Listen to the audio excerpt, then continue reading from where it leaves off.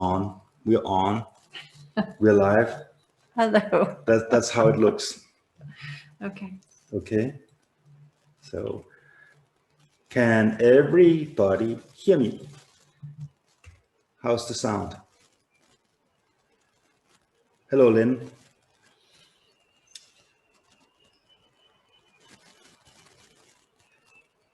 Sound looks good. Okay. Sounds looks good. Sounds and looks good. Hello, Patrick. Hello, Cheryl.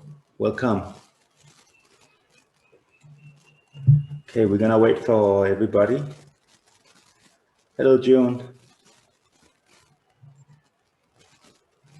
We have 3 more minutes. So I'll be introducing my secret guest here in 3 minutes. In 3 minutes time, so everybody get a chance to get the intro. Okay. I have a question for you while we're sitting here waiting. Let me know if this, try to say something. Hello, everybody. Okay. Hello, Josh. Hello. Okay, so I will make an adjustment on the microphone. Let me know if it's better or worse. Okay, so how is the sound now? Can you say something? Yes. Hi, Josh. Hi. Which one is best? The one before or the one now?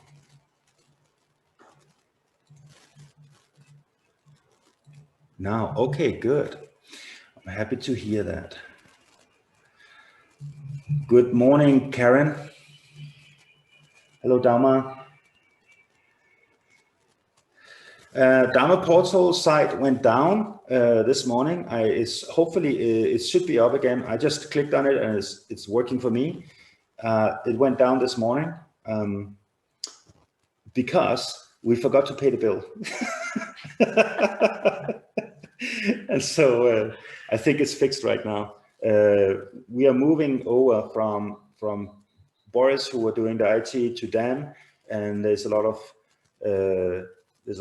glitches in the matrix in the process. So, but it should be back on. So please try again. Try to click on it and let me know if it's fine.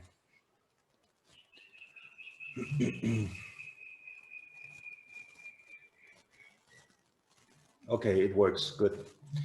Very good. What time is it? Okay, 1 more minute. So if you guys have any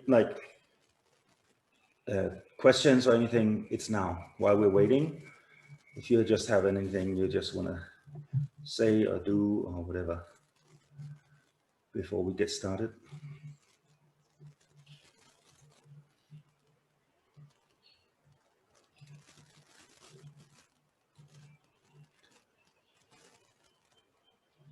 Okay, people are at peace. No questions. That's a good sign.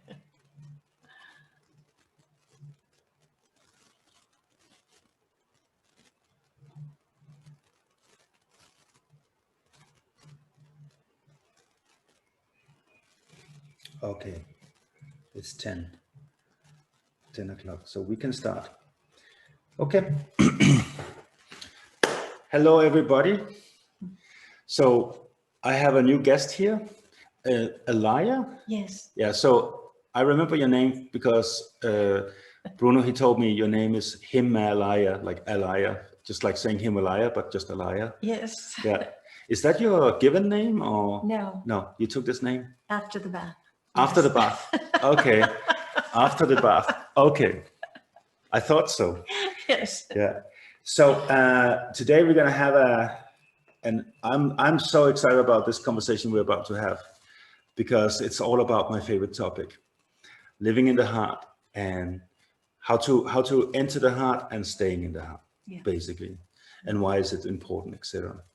So welcome to the live event. Thank you, Josh. Thank you so much for coming here and really spending your time. So Alaya, she lives 5 minutes walk from here. We have a lot of interesting people in this neighborhood. It's crazy. I know. Yeah. And you guys just moved in. Yes, about a month and a half ago. Yeah. Yes. And so we met and instantly we just clicked and we had amazing conversations. And I was like, we need to have this on the live event. So now here you are. So hopefully we're gonna fly away in our Yes, dreams and imaginations today. great. So let's, because this is the first time people meet you, could you talk a little bit about yourself, your life, and how you ended up where you are now, and just begin from the beginning and the whole journey? Oh my goodness. Okay, start from the beginning. Start from the beginning, yeah. Okay, the beginning of the story. The beginning And of the story. This is my story. Yeah, Okay. of Alaya. My story was my parents married, and it was a terrible match, and my mother was forced to get married because of a pregnancy, and about In United States, right? in the United States, yes, in California. And my mother wasn't in love with my father, so she was having affairs with other men. And when I was 3 years old, my father found out and tried to kill her. But her screams brought the neighbors, and she was saved. And Okay. there was a divorce and a remarriage. And my father was with this incredible, beautiful, loving heart, but he fell in love with the woman next door.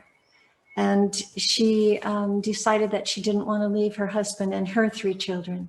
Okay. And my father was devastated, and he shot her, and he killed himself.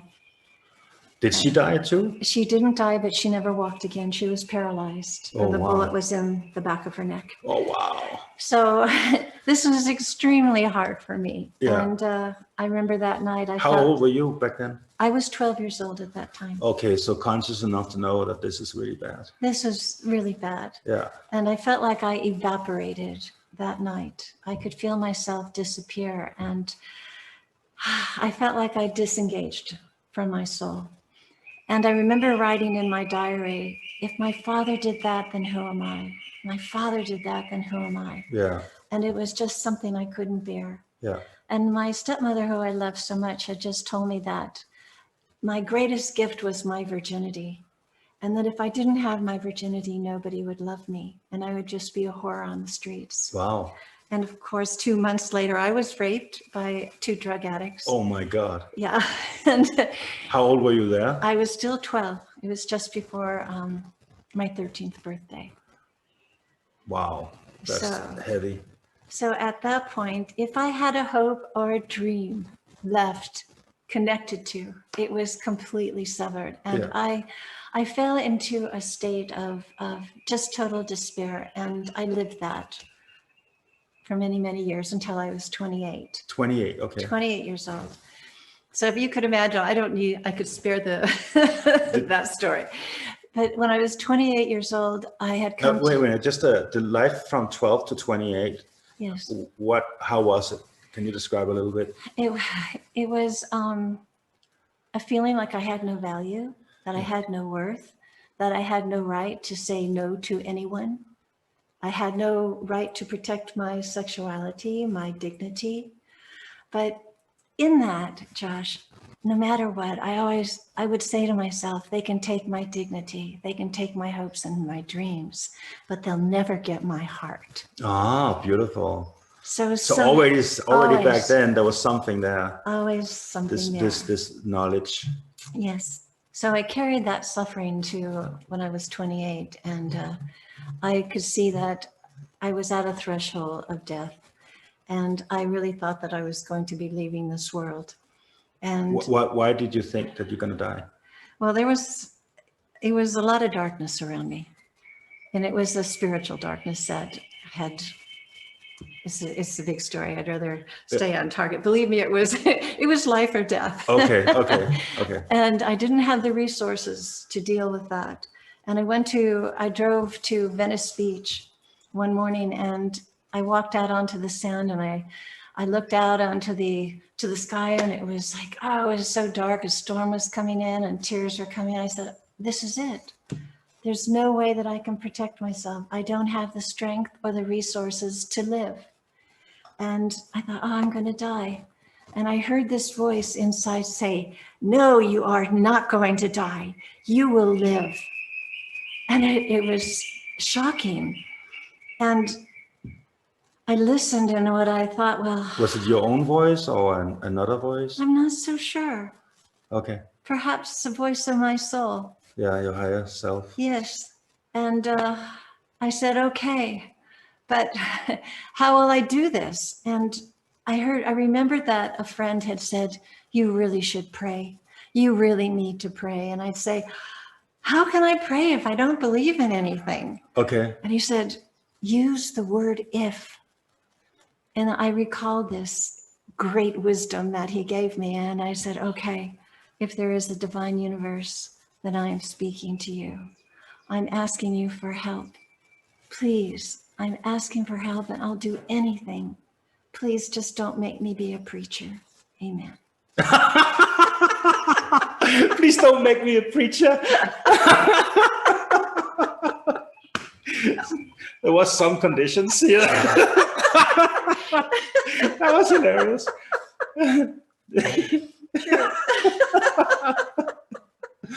Okay. And so things like in the universe, like fast, like everything became animated. And I went home and I was in a woman call that I hadn't heard from in 3 years. And she connected me to a woman who told me this: the darkness is not inside you, but it is all around you, and you are going to be okay. Yeah. And you are going to go to the store and buy kosher salts, 2 white candles. You are going to find a Bible, and you are going to say this prayer to Jesus Christ. This was a stretch. And, and I wrote down on a paper this prayer that she told me to do. I got everything I needed and the white washcloth, and I took it to the bath. And I remember just like crying and then putting the salt around the outside of the bathtub and crying and putting the salt inside and asking for guidance. And I started, when I got into the bathtub, I started to read this prayer and to wash my body with this white washcloth with the candles lit. And at the very end, I realized that I hadn't washed the top of my head. And I took this washcloth and I put it over the top of my head. My head was back. And there was a light that shot through me and knocked me to the back of the bathtub with a force.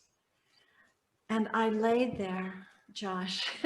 How was the light coming from below and up, or from up and down? From below up. Okay. Out the top of my head, I would say. Yeah. And I was laying there and I remember the sound and the feeling of the water, like doing this. Yeah. And I laid there till it was still. And I laid there for a long time, and then I knew it was time to stand up. And when I stood up, I realized that the girl that had gone into the bath was not the same girl that got out of the bath. Oh, wow. And I knew with all my heart and all my soul that I did have a soul. Yeah. That I was connected. And the message that was given to me was, turn off your TV, get rid of it. Stop listening to music with words. Get rid of the newspaper and meditate. Know how to listen, for it's in the listening that you will have the guidance and the understanding and the steps of knowing what to do to heal yourself. Wow. So still today, when I get up at 5 or 5:15 in the morning, I am so excited to get up and to fulfill my promise and to receive the next little piece of information that I'm going to get. Yeah. Wow. And so after that event at age 28, what did you do with your life then? Oh my goodness, I learned how to eat right and healthy, and I stopped drinking and I stopped partying so much. I still had fun, and I was exercising and biking, and all of a sudden, it's like the world was so beautiful. I could feel everything. I was like, I was a part of something again. Okay. And I was right on the ocean, and I was just swimming all the time in the ocean. And what about friends? Did you change many friends? Oh my goodness. It was like when I changed that frequency of being, I never saw any of the people that I had known ever again. Really? They just didn't show up? They disappeared. The night that... Isn't that amazing? So you have people in your life on a steady basis. Yes. You have an internal spiritual experience, and they just don't show up anymore. They were gone. And I left the house where I had been, where there was another friend that I was sharing the house with. And I just left with what I had. And I went to the ocean and I was walking and I had nothing. And I'm going, oh my gosh, what am I going to do?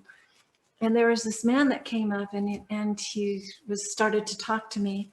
And I told him my situation, that I had just left a house and my life, and I didn't know what I was going to do. And the sun was setting and I didn't know where I was going to sleep. And he said, I'm an airline pilot and I'm leaving tomorrow on a trip for 2 weeks. Take my house. Oh, wow. Yes. Wow. Okay. And I had 2 weeks. I found a job within two days.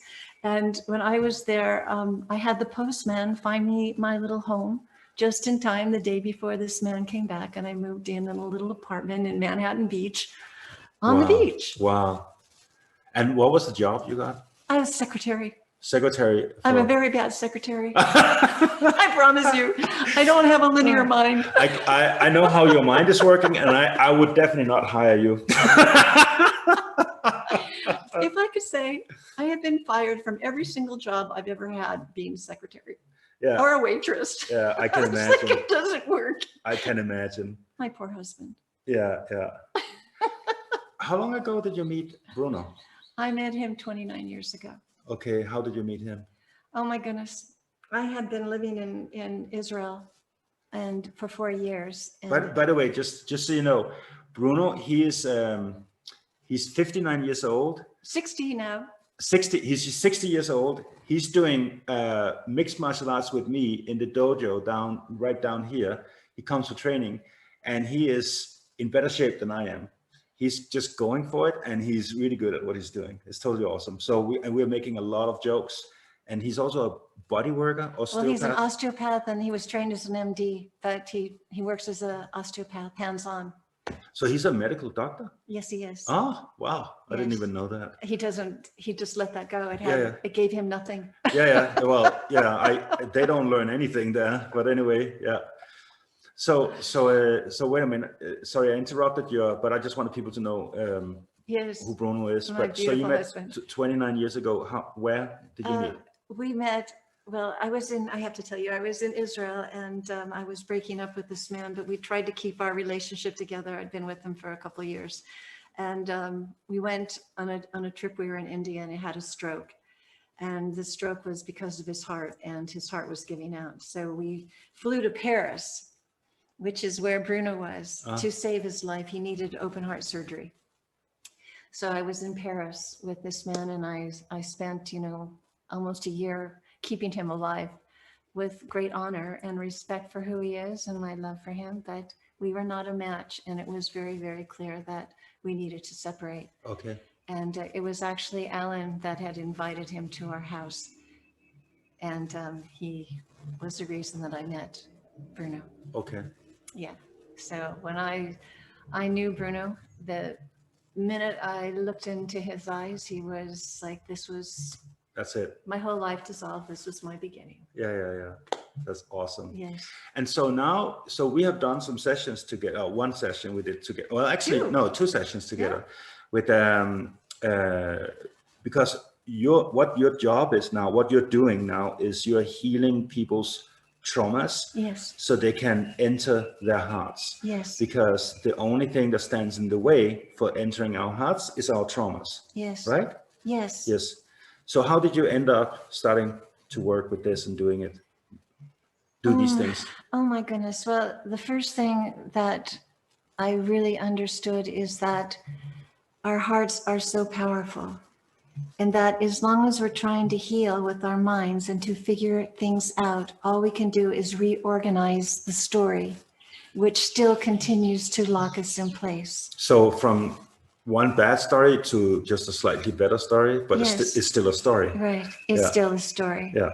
And I know that after doing this work for 25 years, when we receive a deep and true healing, it's because we have found the compassion in our hearts to love the ones that we have held responsible for our pain and our demise.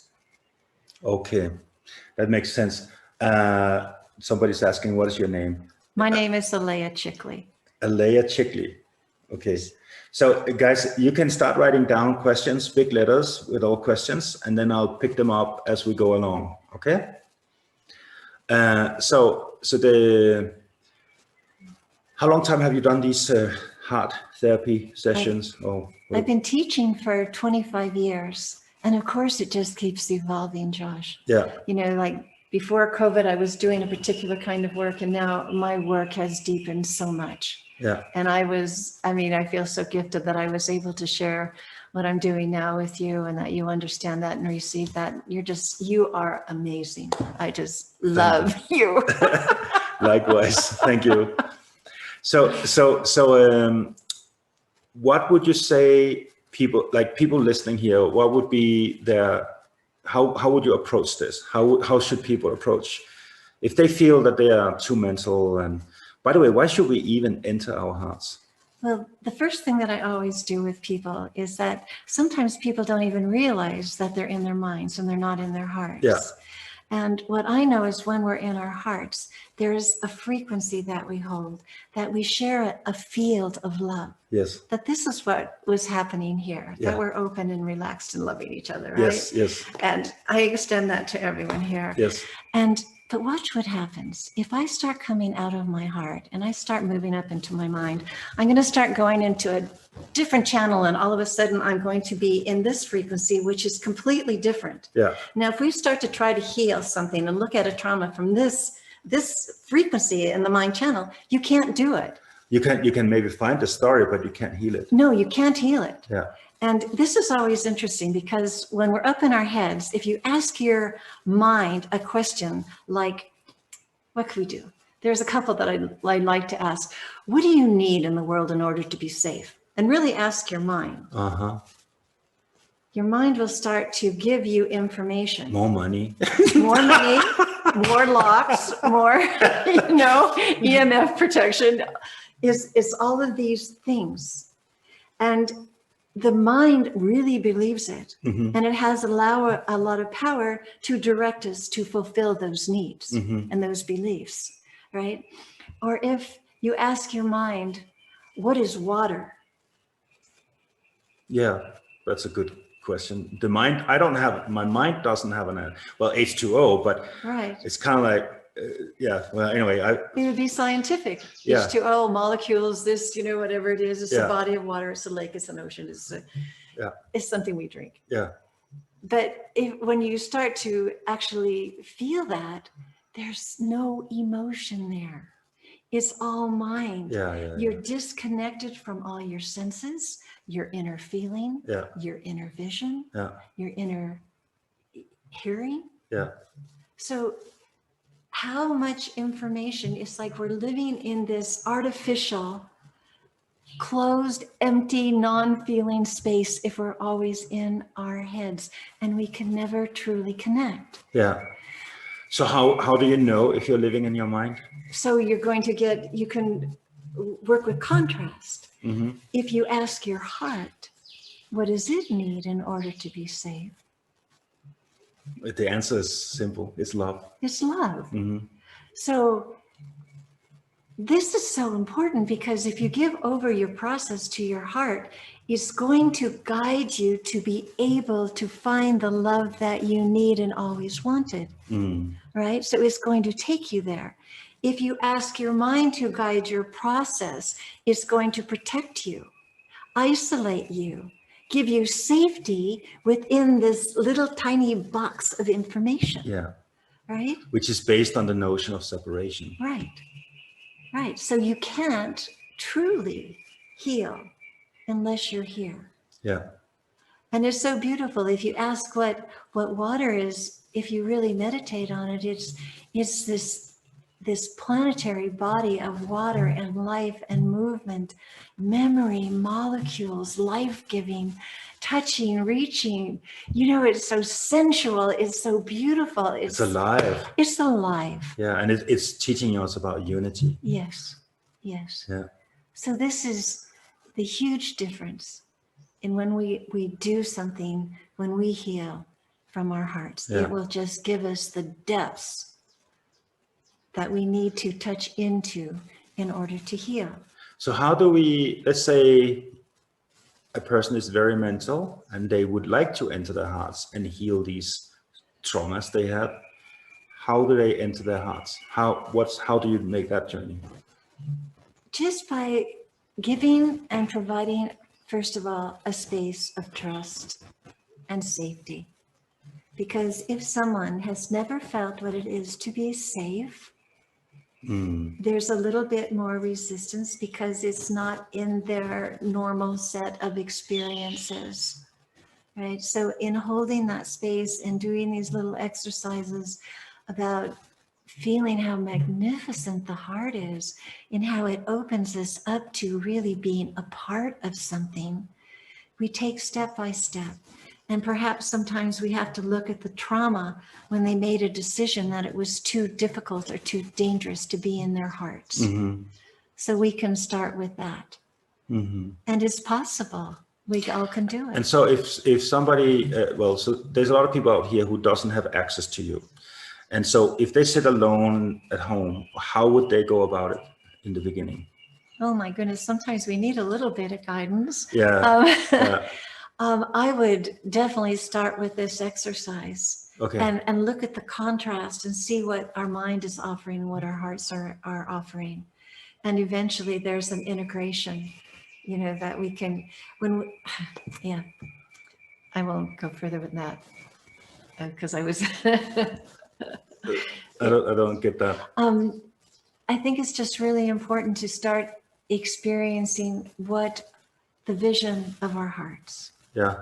And being in sensation. So basically, the way I see it is to ask the right questions. Like you just said, asking the heart, what is water? Or asking the mind, what is water? And make these, so you create this contrast and you see the difference and you start recognizing that other world, how that responds and interacts and where it's coming from. Yes. Because I mean, the biggest difference I see is like the heart is all unity and the mind is all separation. And so the answers are changing because of that. Yes. And so you could go in and start feeling like, and even if you can't feel, you can imagine how it would feel. Yes. And my teacher, he always said, fake it till you make it. And so just act like you're in your heart. And then at one point it becomes second nature and it actually starts happening. Yes. One of the things that I've done that I really so much love doing, Josh, is holding my heart and understanding and knowing that it's absolutely conscious. So that when I put my hand on our heart, we can all do that. And we just breathe and say to our hearts, I see you. I'm here. I love you. I love you.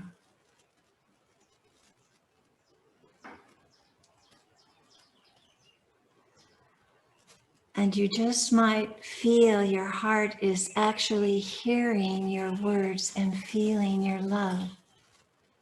And it's responding.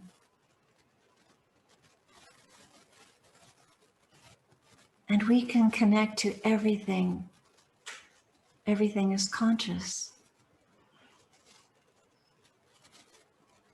And if you feel your heart, you can also imagine the arteries and the veins and the capillaries as an integral part of your heart that extends physically into every part of your body. And when you just feel this love,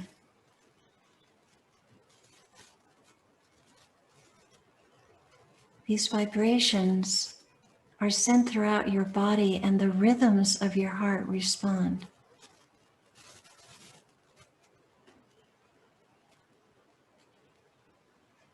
And what I love to feel is in the bottom of our feet, in the arch, it's so sensitive. And if you feel into this arch, you can feel the beating of your heart.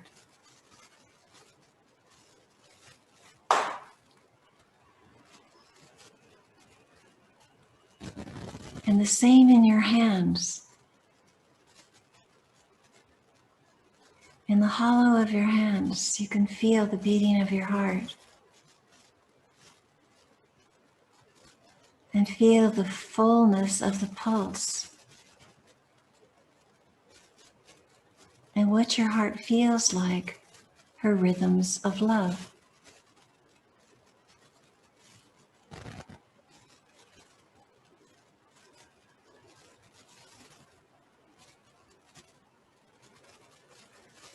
And if you just allow your body to receive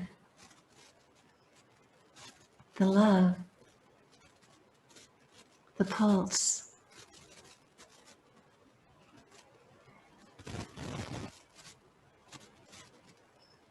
it fills us. I love you, my heart. I thank you.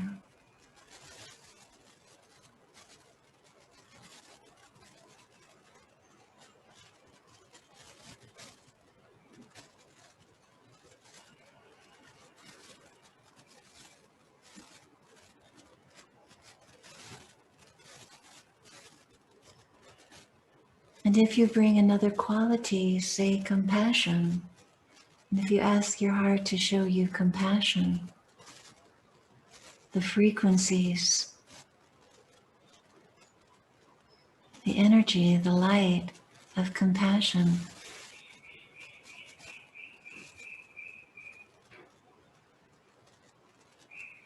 you can bring that also through your heart, your arteries and your veins, your capillaries. And your full body gets to receive the flow of compassion.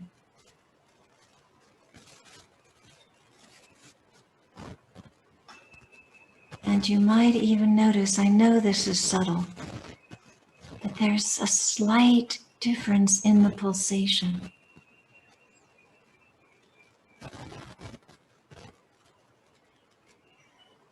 And just feel the pure joy, compassion.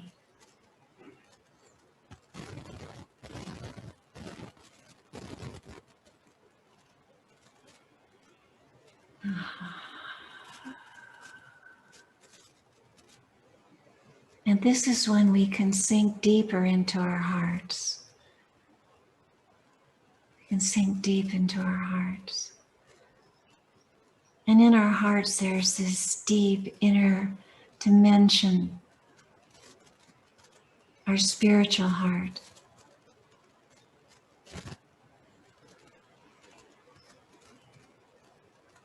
That brings in another quality.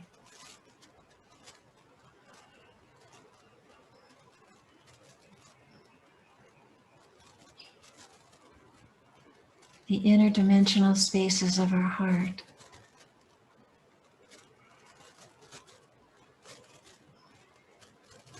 And we can let our bodies receive that as well.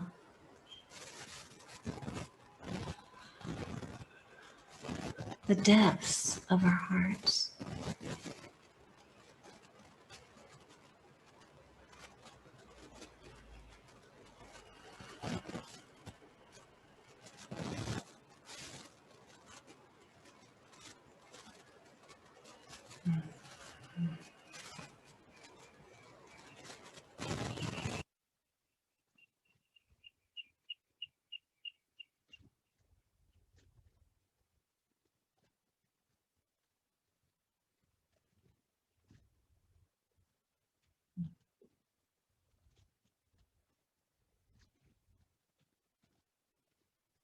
And then we can learn the magnificence of our hearts by just being aware and feeling that our hearts are always aware of every feeling, of every thought we have. And when we begin to honor our hearts in such a deep level, then we start to work together with our hearts consciously.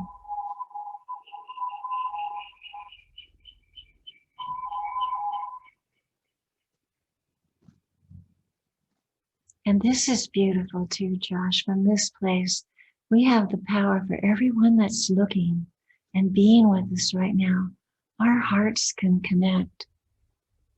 We can create a unified field together, a field of safety and such love.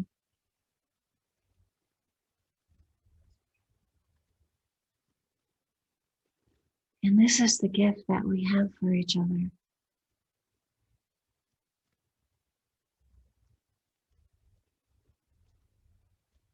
And we can honor each heart that's here.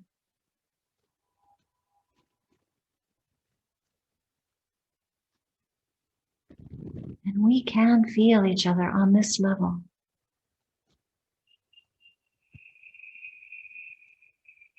And we can send love to each other on this deep level.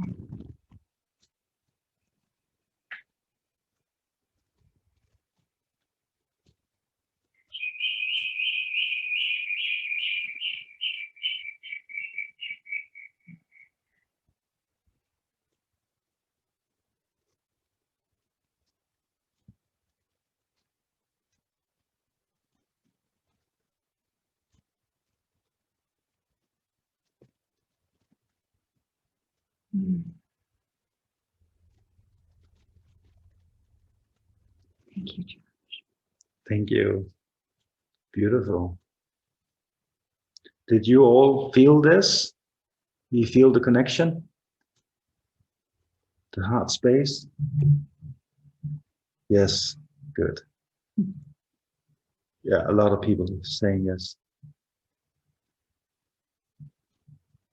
Beautiful indeed, brought tears to my eyes.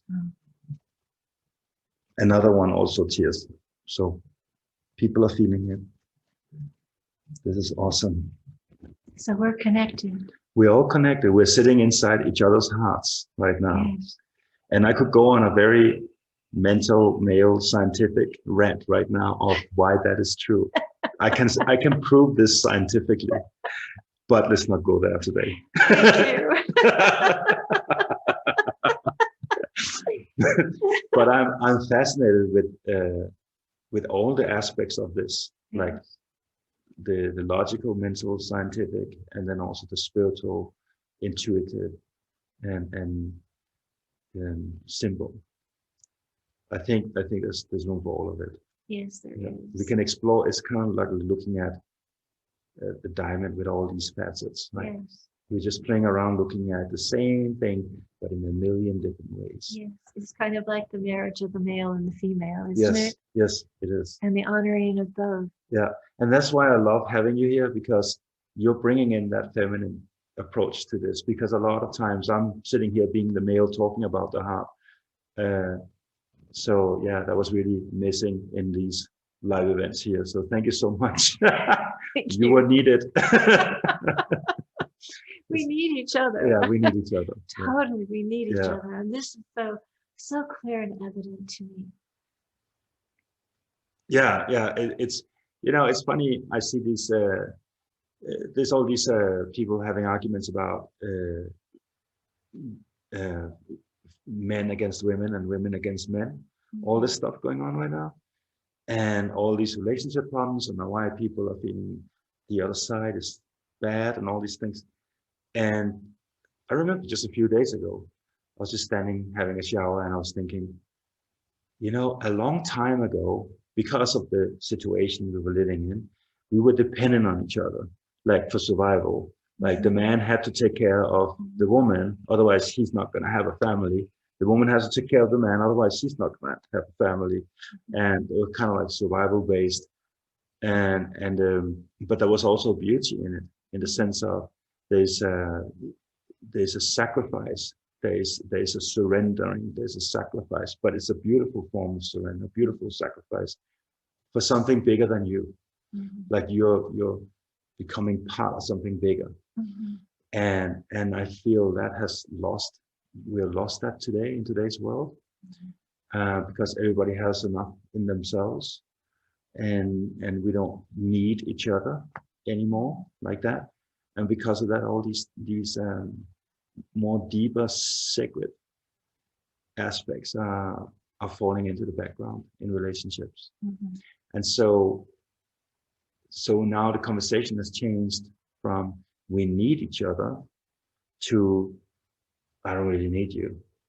Why should I be with you? Or I will only be with you if you give me something good out of it, if I get something out of it. Mhm. So it's coming from this me state of consciousness instead of this transcendent, more of just being part of the whole consciousness. Yes. Recently, the marriage of the male and the female within has been a huge focus for me, and a deep learning about the feminine and the masculine. Yeah. I don't know if you want to go there. Oh, I but, would love to. Let's talk about it. It'll take a little bit because Yeah, to go step for it. into this, We have time. it starts with COVID, and I shared a little bit about this when COVID came and I started to see how people were suffering so much in their minds. And I myself, when the borders closed and In the United States, in the United States, you freaked out. I totally freaked out. I mean, I more than freaked out. I started to get gray on my temples. I mean, it was like something like I was like lost in terror. Mm-hmm. And this is when, like when I heard about, the WHO claiming, that we had to isolate ourselves and go home and not travel. And anyways, Yeah, I went home, was cooking, and I cut myself, and then I would burn myself, and I would fall down and my knees are bleeding. And then I got bit by a dog, and Wow. I thought something unconscious is trying to come up and be seen, because when it's not conscious, I just keep hurting myself. Okay. It's like bam, bam, bam. Yeah. So I took this to meditation, Mm-hmm. and it took me back to my past life in Germany, in Berlin, where I was a Jew, in the concentration camps. And I looked at that, and I looked at, because I meditate, so for so many years, I've had time to look at a few things. Yes. Yeah. And I could see that in my feminine past lives, I usually show up as a victim, a war victim, and men hurting me, killing me, raping me, whatever. And there was also another theme about motherhood, being disconnected from my children and losing my connection to motherhood. And this suffering, this is my feminine. And on my masculine, I just kept coming in as a warrior, a killer, like revered because I'm so good at taking life. Mm-hmm. I'm so good at strategies that we can take another country or a village, whatever that is. And this was like unbelievable to me, that now is the time that I need to look at this, really pay attention to it. So I could see that our souls, we choose, we either become female or male. And it seemed like I chose to be feminine more often because it seemed more comfortable that I would be a victim. Oh, yeah, yeah. Right. Than to be the warrior and to take life. Yeah. But as a woman in my lives, I always judged the men, which is my own male. Yeah. And I always saw men as violent and cruel and, the conqueror, the rapist. Yeah. So I kept creating that. I kept calling the male forth to create the male-female reality that's in my own consciousness. Yeah. I thought, oh, this is really big. Yeah. This is really, really big. So here I am in my own life. This was so important for me, Josh. I looked at my father, who I always judged because he was so violent, and he was always the killing of a woman. Yeah. The violation of a woman. Oh, yeah. That's big. Yeah. Is that big? Yeah. And I looked at that and I thought, oh my gosh, this is not about me judging my father. This is about me judging me. Yeah. I am the one, and he is my mirror and nothing else. Yeah. And when I looked at my mother, who wasn't able to love me, she was the one holding the mirror of my broken motherhood that couldn't love her children any longer because there was too much pain. Wow. And also the receiving the violence of a man in my past lives, like in the Jewish past life in Berlin. I looked at this, Josh, it's like totally set me free. I thought, oh my gosh, never, ever, ever will I ever blame again, because all life is doing so clearly is mirroring for me, which I have not been able to face within myself. Yes. And I cried with gratitude. I cried for the love of my father. I cried for the love of my mother.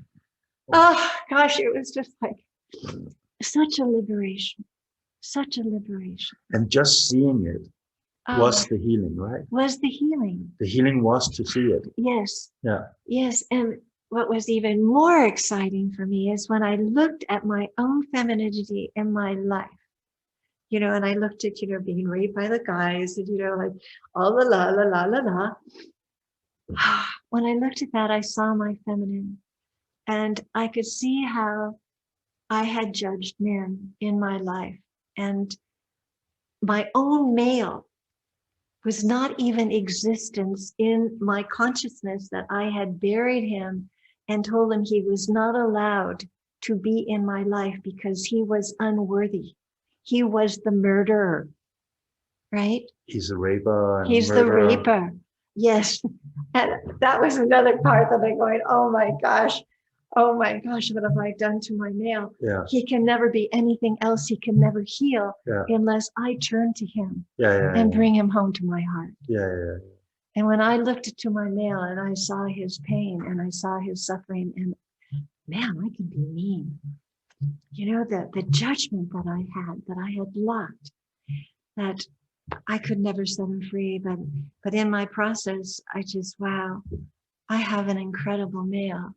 When he's free and he knows he's loved and he knows he's pure, for the first time, Josh, I could recognize the absolute total beauty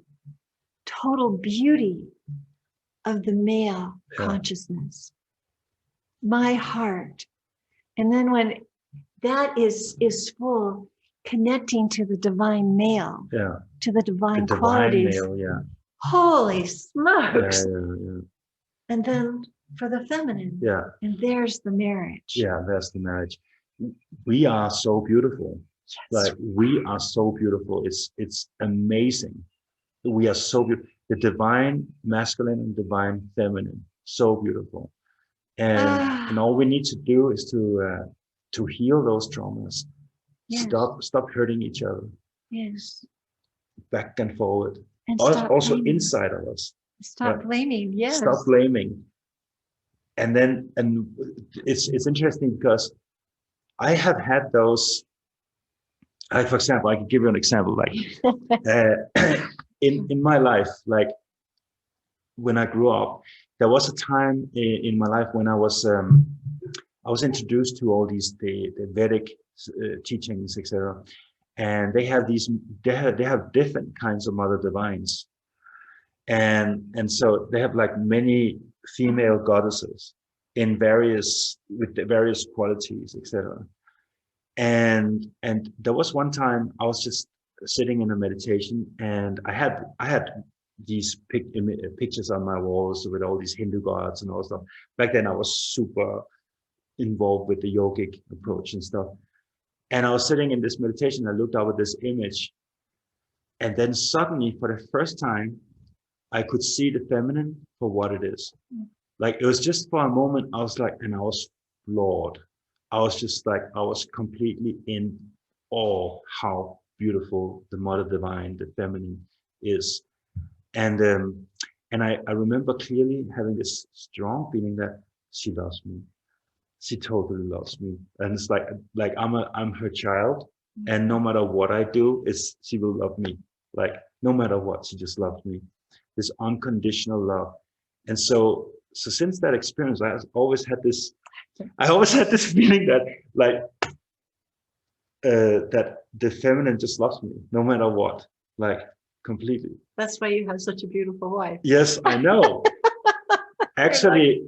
Yes. Right after I had that experience, I met Irina. I'm sure. I did. You would have never met her without holding that piece No. of wisdom. Yes. You would not have met her. When I saw her the first time, I saw her. I saw that. Yes. I was just like, there it is. That's the mother divine, the mother goddess, whatever you want to call it, in a physical body. Yes. And I was just consumed by her. Like there was nothing else. That was the first time, because we met on a silence retreat with Ravi Shankar, our teacher, and that was the first time in my life I didn't listen to what he was saying. He was talking on the stage. I didn't care. I was just looking at her like I was just totally like consumed. Like and yeah, it was funny because I realized that like I knew I would not have been able to see her like that if I hadn't had that experience. If didn't have that I opening. believe that's so strong in my heart. Yeah.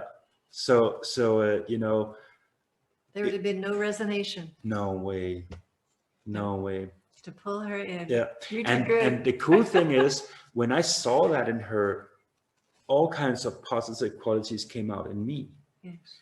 So by me seeing the beauty came out of me. Yes. So she saw me too, right? Yes. She saw this yes. divine masculine. That could see the feminine. Yeah, yeah, exactly. So once we start seeing each other, we are raising each other up. Yes. We are lifting each other up. And this is so interesting also with Tantra yoga. People, they talk about like the sexual Tantra yoga and all that stuff. But actually, the white school, the highest form of Tantra, is when you're integrating the male and the feminine within yourself. So we have the Kundalini moving up, the masculine and the feminine Kundalini. Yes. And a sign of a spiritual blossoming is that regardless of what body you have, the male and the feminine is equally integrated within that body, expressing itself. So you can be extremely masculine, you can also be extremely feminine in the same body. Yes. That's a sign of integration. Yes. Of awakening. That's so beautiful. It is. And another thing that I realized when I looked out onto the world, and we look at the feminine and the masculine, right? From the beginning of time, we have always had war, and we have always had slavery, except for Persia, in our being, our human experience. Yeah.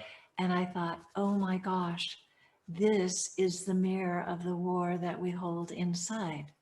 And as long as we have that war within us, as long as we have the judgment, we will always see the mirror and experience that pain and grief and sorrow in war and slavery. I fully agree. The external world is just an expression of our internal reality. And we can change it, Josh. We can change, and it takes, how long time does it take to heal? Oh, on a clock, how long time does it take to heal? In a moment's notice. Exactly. Yes. And I'll tell you, since COVID and since I've understood these things, the healing is so much quicker. Yeah. We do not have time. And this has been my prayer. We do not have time. How do we get there? How do we understand the depths and the power of who we are so that we can change this? Yeah. And what I'm seeing is like in my classes, men, like particularly a man that had the most horrific relationships, women annihilating him, demoralizing him, cheating him, taking from him. He could see the story inside of himself. Yeah. And when he healed his feminine, he met this woman within 2 weeks again, and he is with her, and it's like he has the most incredible, loving woman you could possibly imagine. Yeah.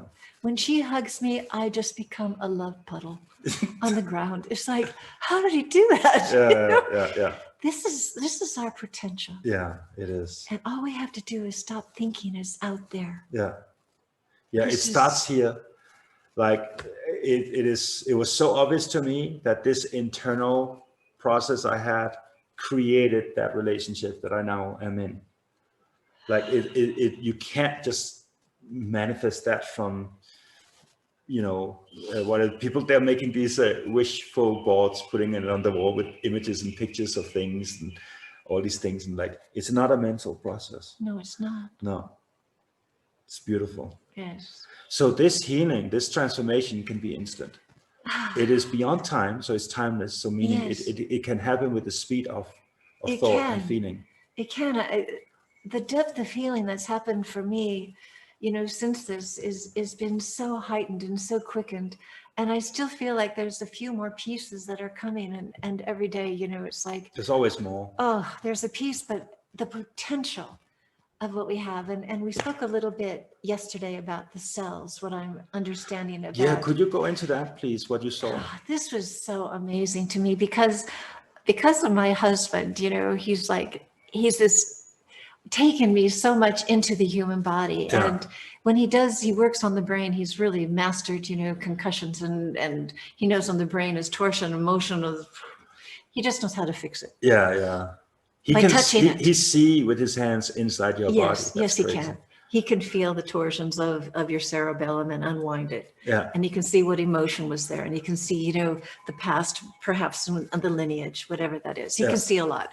So he helped me to understand that we can, because everything is conscious, my consciousness can enter into a single cell. And I started to look at the cell. And for years, I've done little exercises. Like one piece is that when we breathe, that we are taking, we're not, usually people say when we're breathing, yeah, right? This is the human breath, the lungs and this, whatever. Yeah.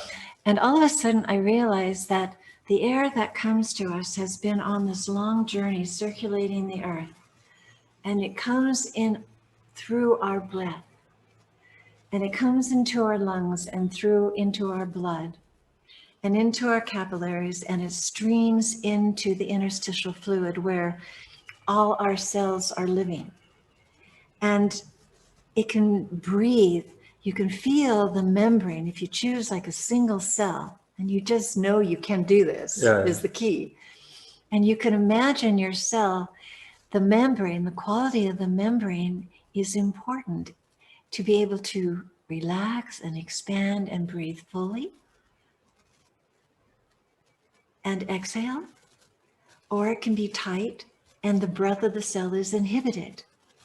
So when we see this and we can open the breath of our cells, it's inhaling oxygen, it's exhaling carbon dioxide, it's being pulled into the venous capillaries through the venous system and back, and we give it back to the atmosphere, and the trees breathe in the carbon dioxide and give us back the oxygen.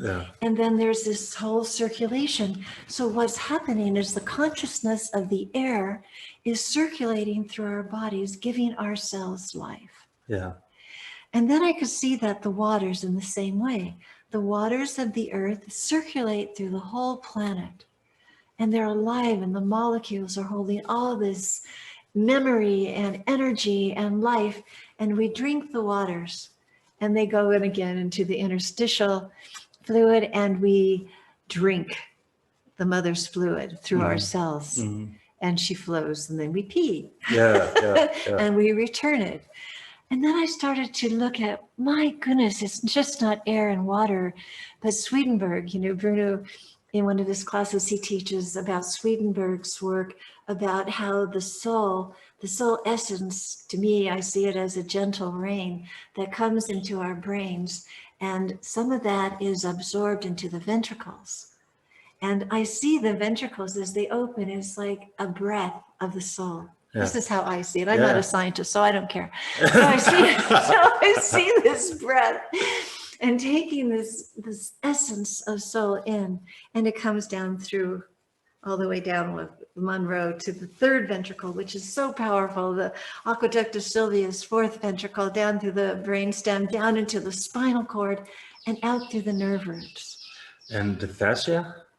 That's next. Oh, sorry. Yeah, let me do this. So the soul essence is now also in the fluid, the interstitial fluid of our bodies, and our cells absorb the soul essence, Yeah. so that every cell in our body can be connected to the cell light.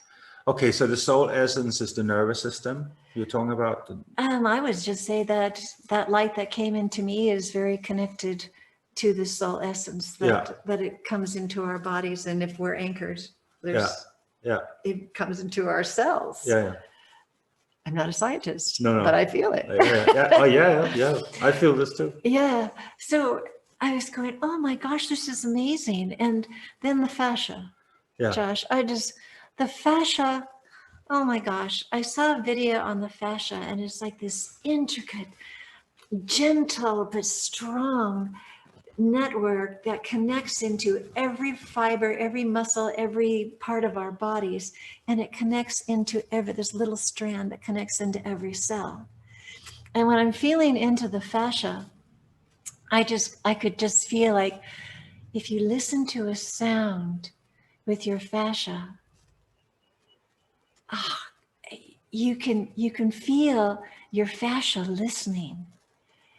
If you have a low tone, it changes. It's like, oh, it's a low tone. Mm-hmm. If you have a negative thought, there's a contraction. Mm-hmm. If there's a feeling of love, there's expansion. And everything is flowing, and it's like this, the information is flowing to the brain faster than the nervous system is sending messages, right? It's like, it's unbelievable. They found light running through the fascia. Yes. Photons. Yes. And this is what's so beautiful, is that we take in photons. It's streaming through our fascia, and it also enters into the cell, so that we have this connection, direct connection to the sun in every cell of our bodies. Yeah. And it's like, wow, I'm starting to look at the cell as a gateway, a cosmic gateway, where everything's interconnecting. Yeah. And beyond that, I could see, then I started to be so in appreciation of this meeting, this place of meeting, of all these levels of creation. And I went inside the cell, and I could feel, like Bruno's always saying, yeah, a cell, is the structure, the inner structure is so complicated and so deep and profound and intelligent. There's 100,000 biological functions per second. Yeah. And going, wow, what kind of structure is it that can do that? Yeah. And I started so appreciating that inner structure. But then I went into the electrons and the protons, because that's even deeper. And all of a sudden, I found myself connected into this micro universe that we all exist in. And I was just so blown away at feeling and knowing that this is a part of our reality. Yet, this is mind-blowing. Will you feel this along with me, Josh, and everybody else? If you feel that inner wisdom, that intelligence inside of your cell, it knows how to be a cell. Every function knows how to perform and to be in relationship with every single part of that cell. And yet, can you feel that? Mm-hmm. Yeah. And then if you go deeper, if you start going, ask to be shown to go into the electrons and the protons, all of a sudden you slip into another dimension. And this is so incredible, because it's so holy. It is so holy. And somehow I felt like, oh my gosh, this must be where we connect into the body of God, where there's this incredible continuum.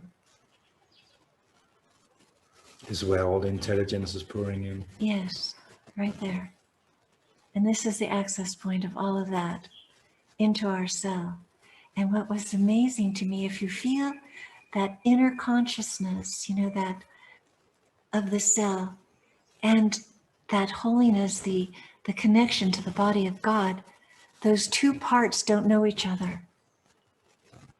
Can you feel it's like the physical structure is not aware. We have not held the space for it to be at one in that continuum. And if you ask the consciousness of the inner structure, the cell, to open, and to just open to that space where the infinite becomes finite.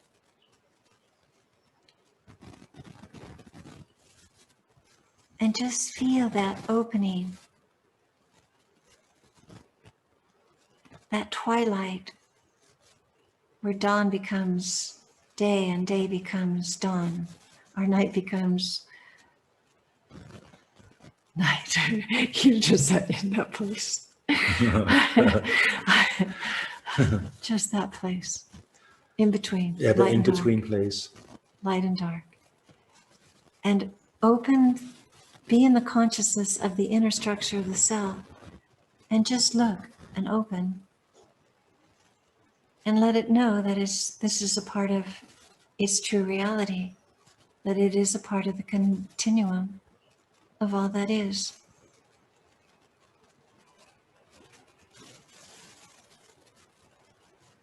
And when our cells start to understand its own God nature, something happens. And if we open to every cell to be aware of this and to feel this,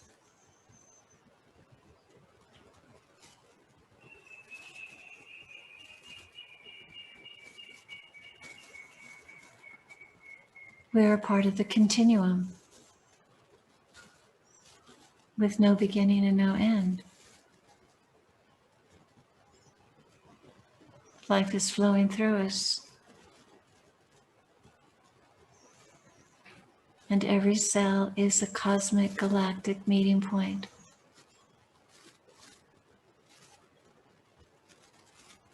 And this is our power. This is something to be embraced, to really understand our holiness.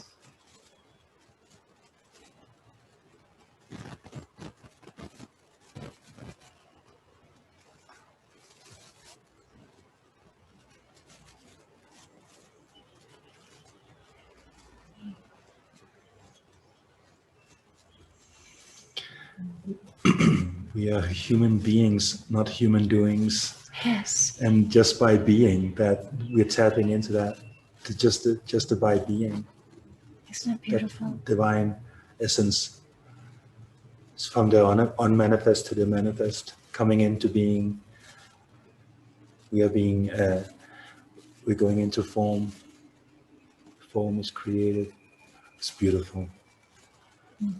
And so how can we not be perfect? How is it possible to not be perfect? Well, we could have one thought. That you believe in. Yes. So identity. Yes. Yes. As soon as we believe we are real, identity takes a hold and it creates its own life. Right. And we're out of the continuum. Yeah. Then you become a human doing instead of a human being. Yes. Trying to do well enough so that we can be loved. Yes. Chasing what's already there. Yes. So if I could share that, oh my goodness, that one time in meditation when I heard that one thought, I heard, there is one thought that is the source of all disease. Now, I don't know what the voice is, maybe my soul, I don't know, but it got my attention. Yeah. And I was waiting for the answer, and it said, the one thought is, I am not loved. Mm-hmm. And you can take down all of humanity with one thought, I am not loved. Yeah. And so it was. And so it was. I fully agree with that. I think all disease is based on that. Everything. Yes. Yeah. And then I could see that from that one thought, it feeds out. And then you have, God doesn't love me, I've been abandoned. Mm-hmm. Right? If my parents do this to me, or God's not there, I can't trust. Yeah, yeah. And this is important because if we lose our trust, yeah, then who do we look to define us? Ah, Right? Mr. COVID-19 propaganda. Yes, yes. Who do we listen to tell us who we are and The what we need to TV, do? the internet, Yes. the mass media.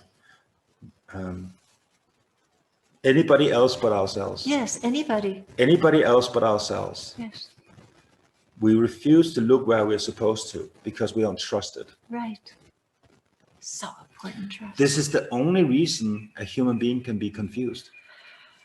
So if we are confused because of all the information out there, just know that you don't have to be. You can just step back, straight back in, and the confusion is gone. There's nothing to worry about, nothing to be confused about. Okay, so a lot of people have been writing some stuff. I think it's time let me see, there's a lot of stuff. Okay, so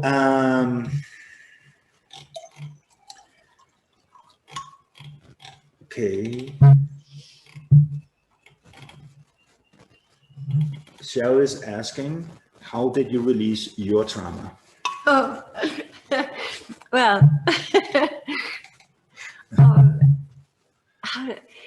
I definitely have created protocols and ways that are so simple, guided by the heart, to the steps are, I'll just briefly say them, that if you have a thought that something happened to you as a child, you were beat up or you weren't loved or you weren't respected, this trauma is still in our tissue if it's unresolved.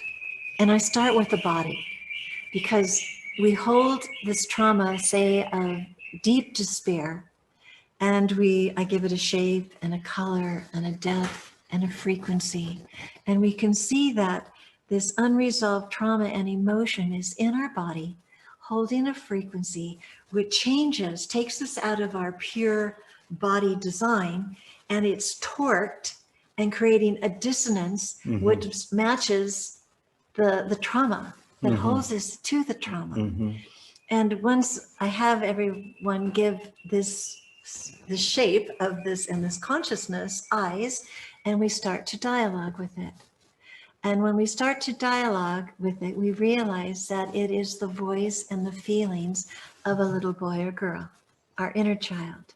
So this takes us right to the trauma that we need to go to heal that trauma. And what I've realized for years I've understood that the story was not important.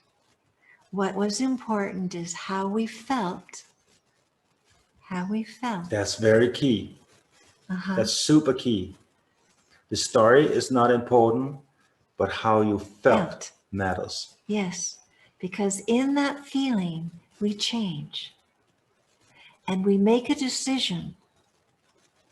I am not loved. I'm not good enough.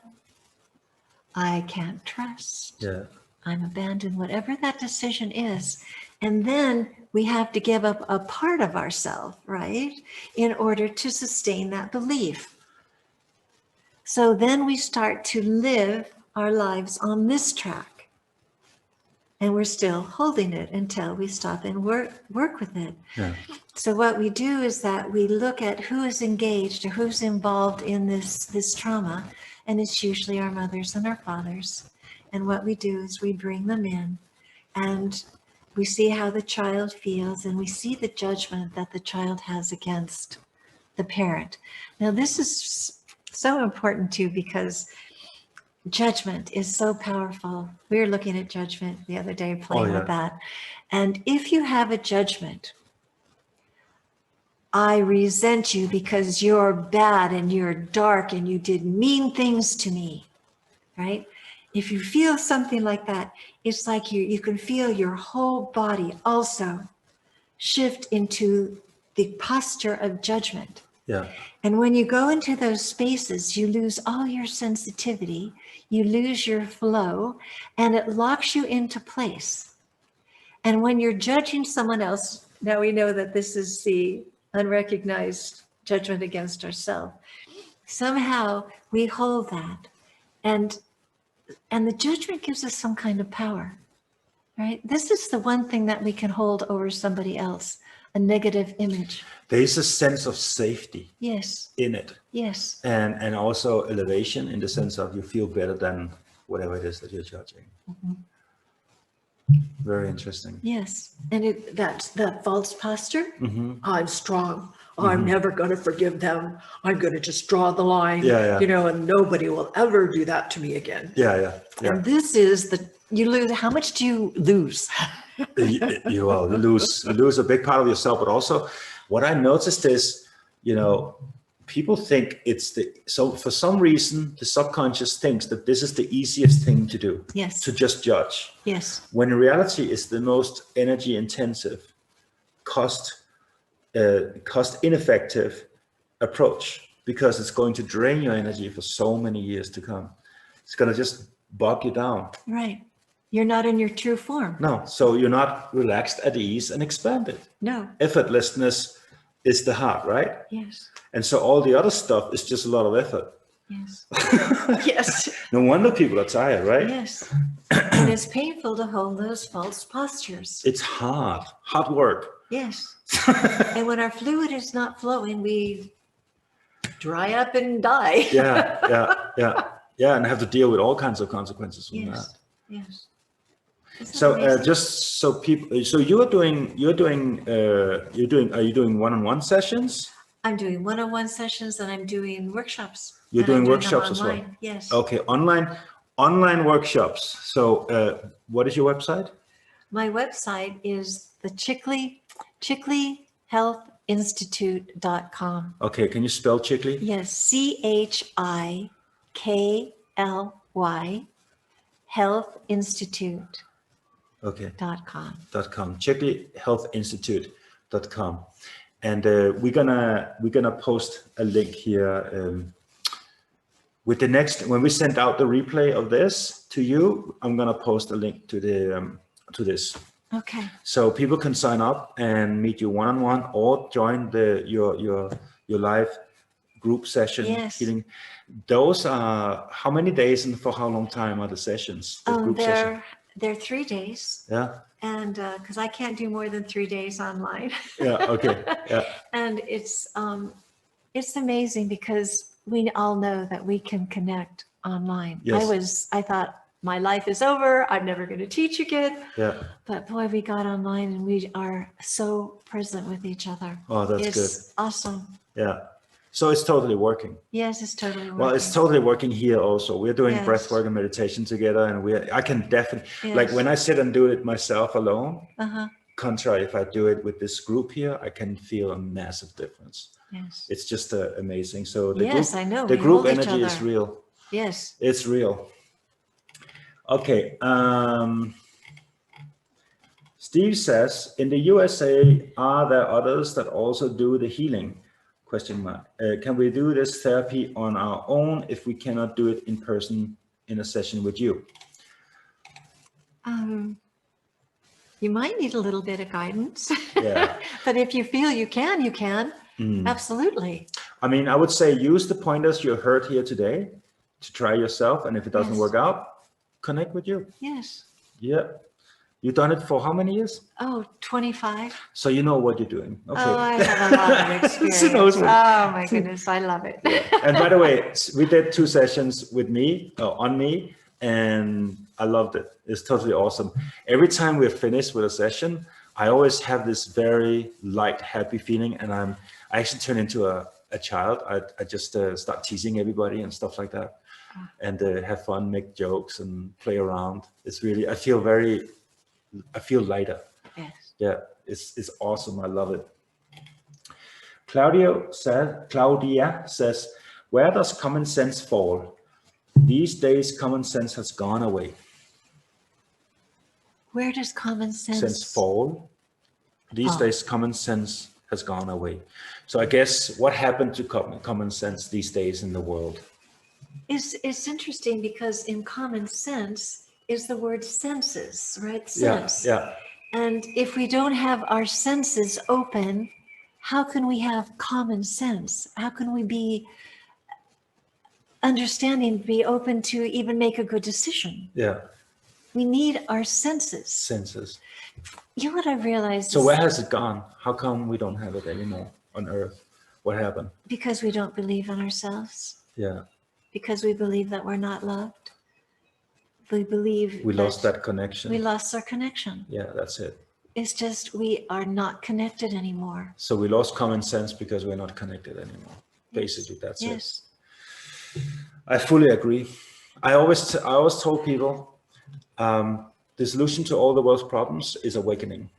The moment you are awakened or enlightened, or you're in your heart, or you are connected, whatever word we want to call it, all the world's problems are solved. You're not going to cut down the rainforest. You're not going to hurt other people. You're not going to pollute the oceans. I mean, if you feel one with everything, why would you do that? It's kind of like me taking a hammer and sitting hammering on my big toe for some reason. I wouldn't do that because it's part of me. That's right. So once you have the feeling of unity consciousness, Yes. then you can't see yourself hurting another aspect of yourself somewhere else. Yes. So you always want to do the win-win. So the solution to the world's problems is in consciousness. Nancy says, Love. yeah, love. Nancy says, I think she's saying name of therapy, and does she teach it? So It's called heart-centered therapy. heart-centered therapy. That's what I call my therapy. Mm-hmm. Okay. I'd like to call it heart-centered transformation now.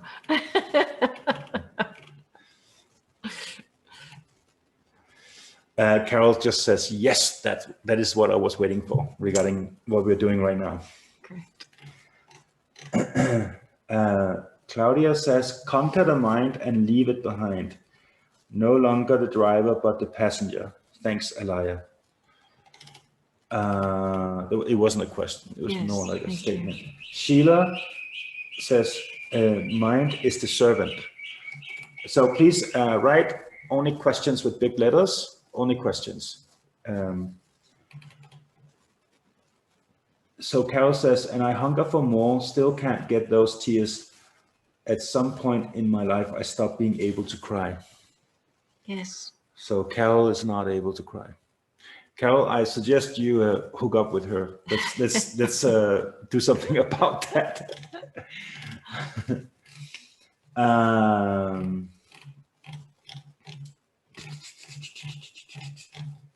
So there's a lot of talk here. They're talking to each other here.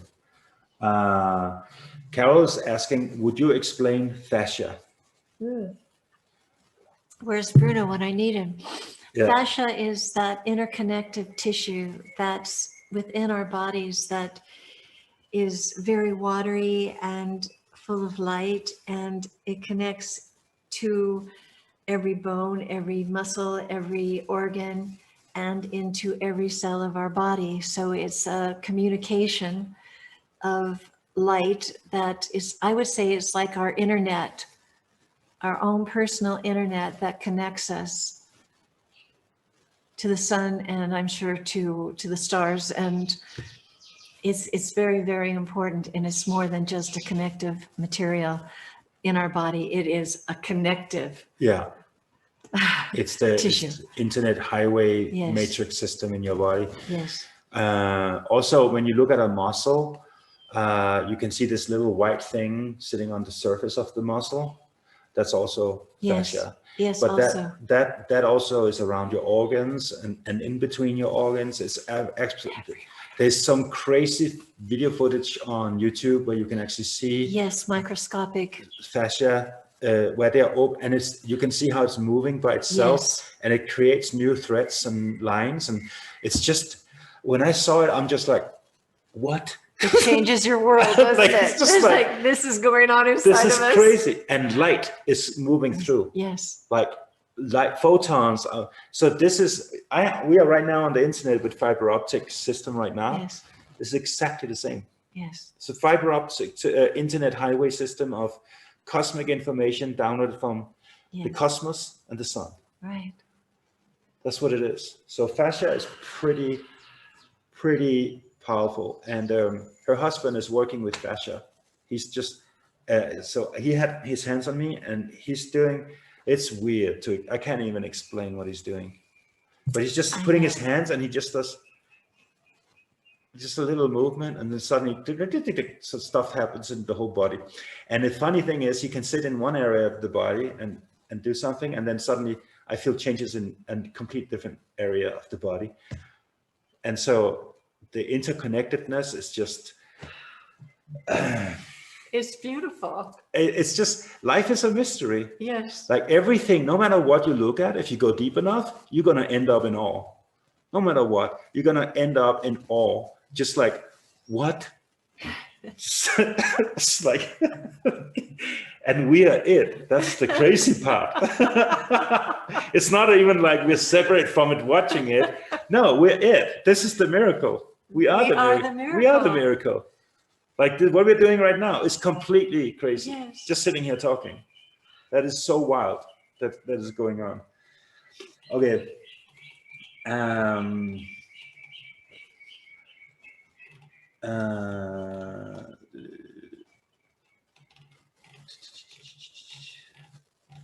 Let me see.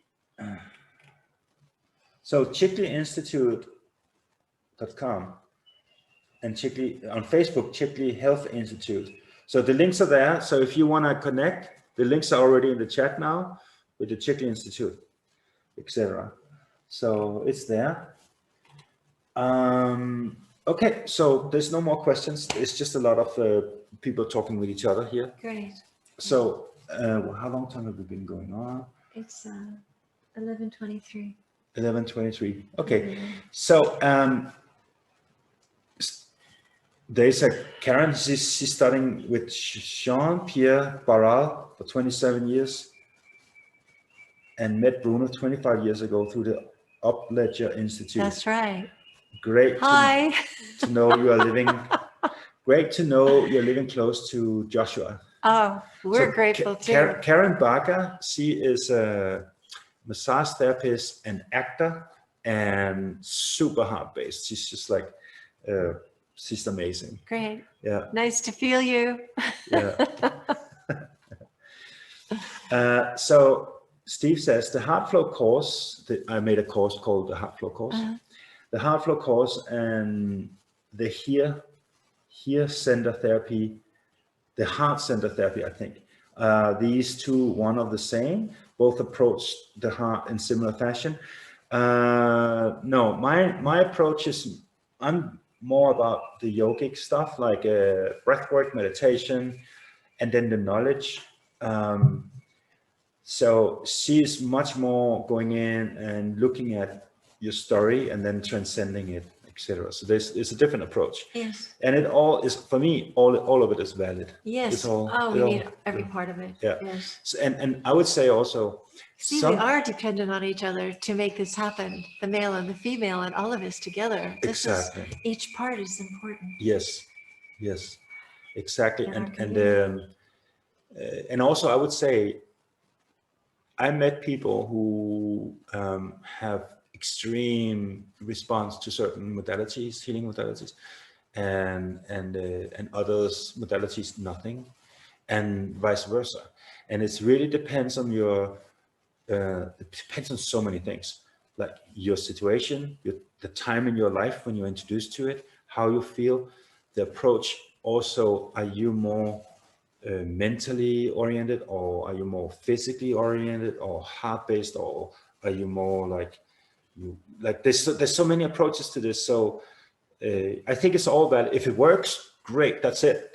Then I have no quarrel with anything. Yes. As long as it works, then it's fine. It's all good. But my Heart Flow course is different. Louisa says, I have experienced the type of healing work Bruno does.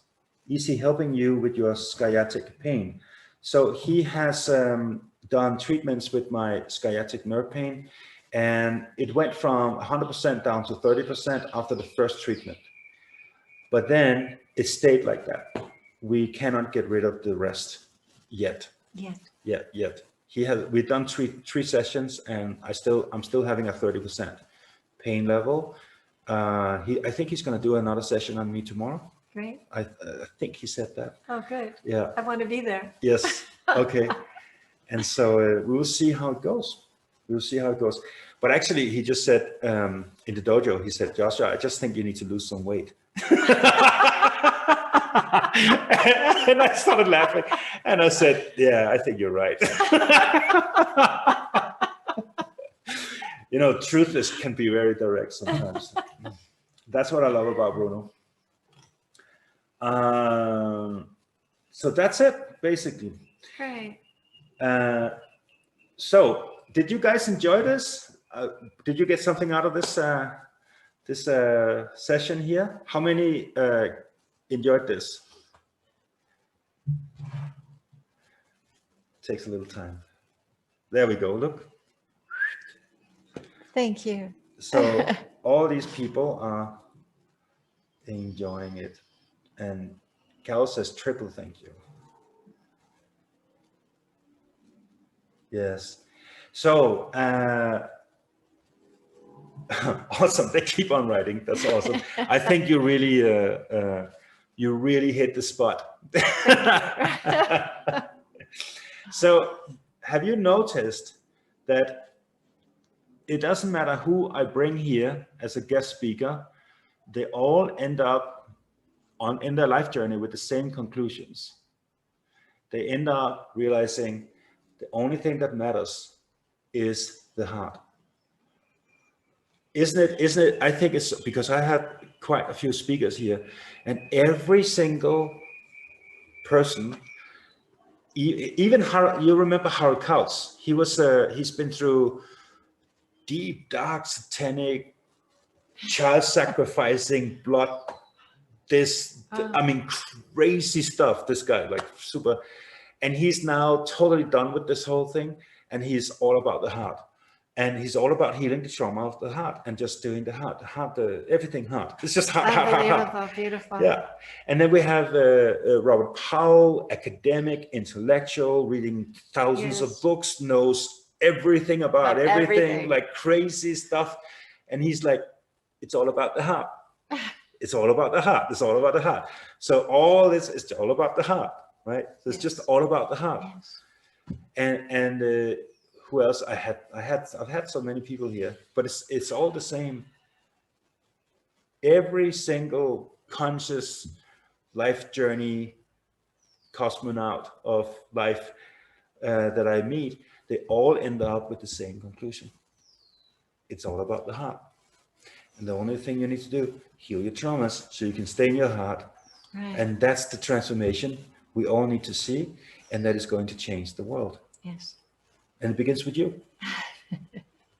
It's that simple. It is simple. Yeah.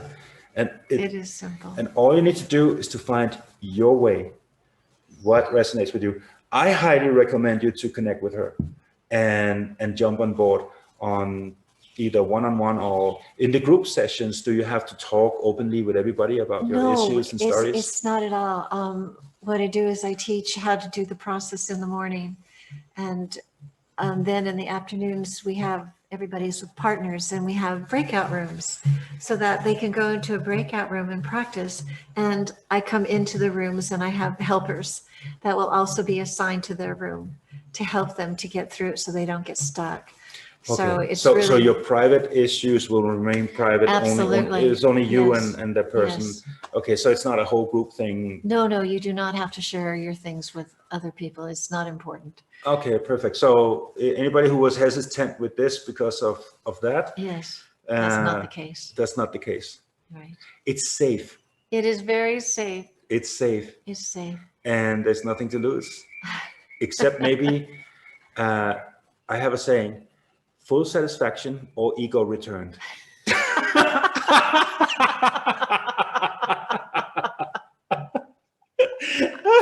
Isn't it good?